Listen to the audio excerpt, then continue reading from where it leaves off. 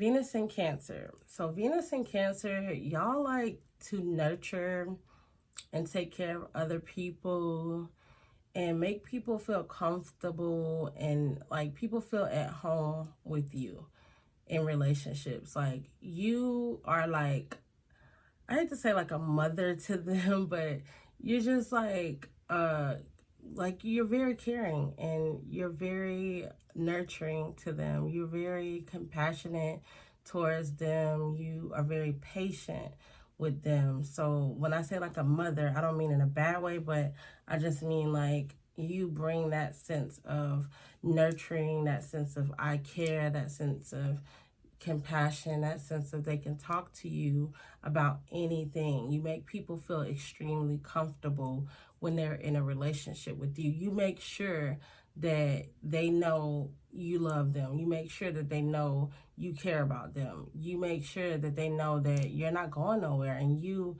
pride yourself on making people feel at home with you, making people feel that sense of protection and security, that you're not going to do anything. Like Venus in Cancer, you have a motherly type of love for your partner, kind of.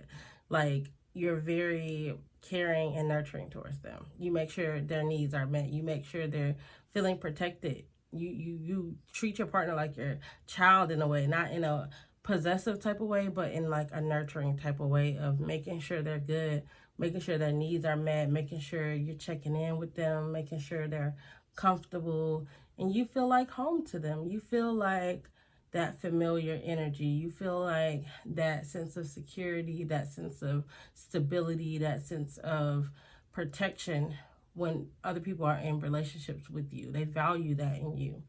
However, Venus in Cancer, you don't give that same energy to yourself. You don't make yourself feel whole and complete and protected first. You don't give yourself that sense of security, that sense of well-being, that sense of love for yourself first.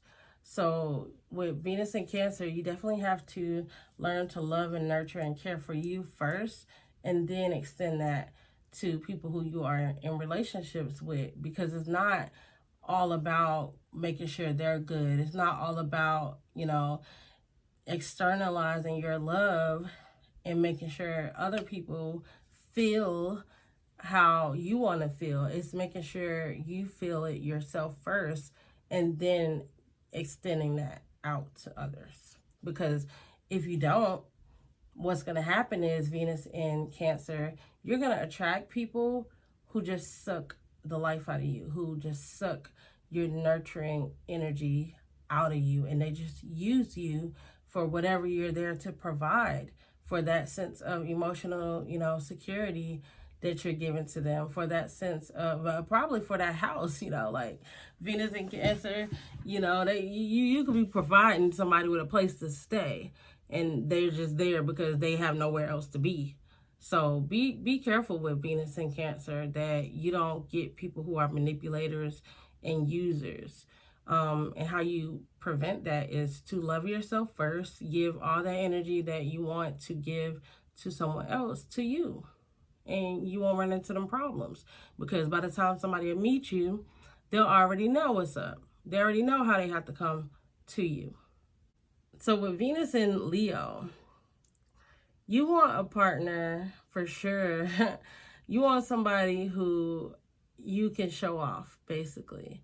You love to be entertained, and in your relationships, you like somebody who's funny. You like somebody who's a little childish in a way, like they don't take life too seriously. Like if somebody takes life too serious, that's like a turnoff for a Venus in Leo person, because Venus in Leo, you're very playful. You're, attracted to people who are playful and gentle and easygoing about life. People who, make themselves laugh a lot, and who make you laugh a lot, and who show you a good time, and to take you to new places and explore, and to have wild sex and, amusement parks or museums or hotel balconies or whatever the case may be. Venus in Leo is like, you like the fun in life. Like, you like to have fun with your partner in relationships, and you don't want to feel bored.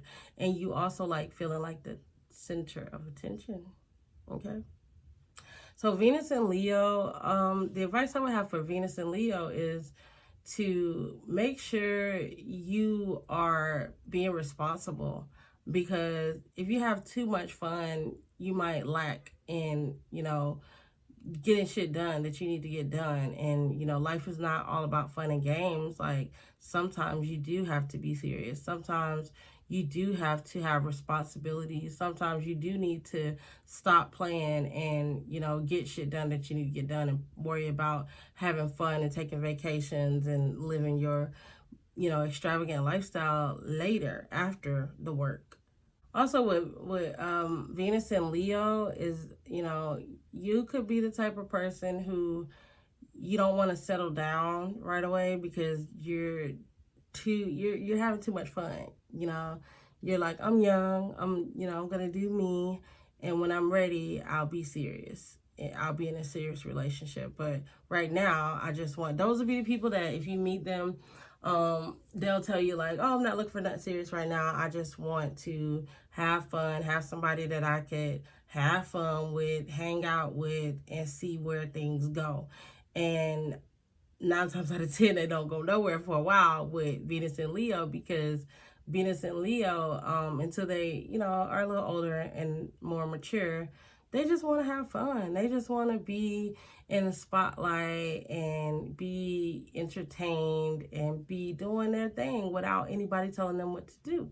It's fire sign, so it's fast, it's quick, they move on fast. It's here today, gone tomorrow type of energy.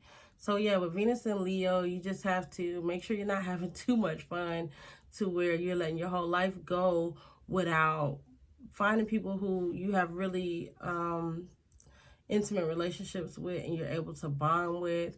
And remember not to be selfish when you're in a relationship, and this could go for you being selfish in a relationship, and this could also go for you attracting partners who are self-absorbed in your relationship. It's not all about you, and it's not all about the other person either. So if you're in a relationship with someone who's acting this energy out where they're being self-absorbed, know that you deserve somebody who's going to give you what you give them back, and not try to make the whole relationship only about them. Know that you're worthy of the love that you give out. And if you are the selfish one in the relationship, know that the other person is worthy of the love that they give to you. And it's not all about you, and the world does not revolve around you, okay? You're probably really fun. You're probably really, extravagant. You probably dress nice and all that good stuff. But at the end of the day, it's not all about you. You're not in this world by yourself, and you need other people. And if you want to have really good relationships, you have to learn to not be so selfish.